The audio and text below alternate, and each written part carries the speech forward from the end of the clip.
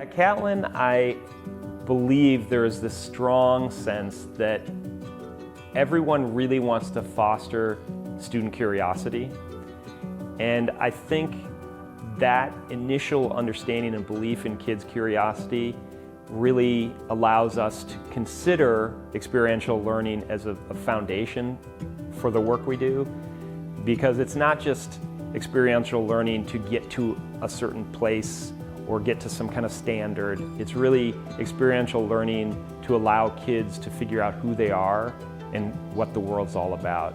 I think tinkering is really valuable for anybody, but kids in particular, because they have kind of this inherent curiosity about why things work and how things work.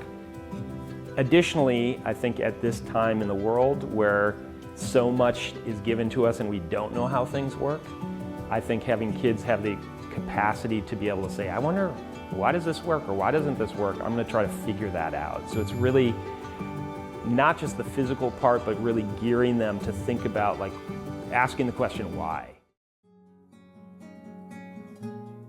Robotics is an example of experiential learning because it's really like taking the things you learn in the class and applying it in a real life environment, but in a very hands-on way, like machining parts, taking the physics concepts I learned in the classroom and then applying it when I'm doing computer-aided design to design the robot.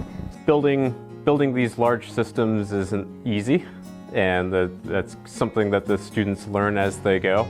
It's something that we hear often from alumni when they come back, that it's not really the technical skills that they picked up and appreciate. It's really the soft skills, so the teamwork, the autonomy, the ownership. Those are the things that they take forward through their lives that they find particularly useful. Robotics has really influenced what I'm passionate about now, just because it's what exposed me to STEM and specifically engineering. And it's made me realize I also really like the leadership aspect of things. So I'm hoping to kind of combine those two things in college and in my future career and just go even deeper into these fields. I mean, the thing that inspires me most about this is seeing the students every day with this internal passion and willpower to tackle some new thing and to learn. That just keeps me coming back every day and waking up energized in the morning. Global trips are amazing, and we like to call them global education trips because it's an education. It's a part of what we do here at our school. During my global trip, me and my Chinese class went to Taiwan, and it was one of the best experiences of my life. I learned so much, and it was just incredible.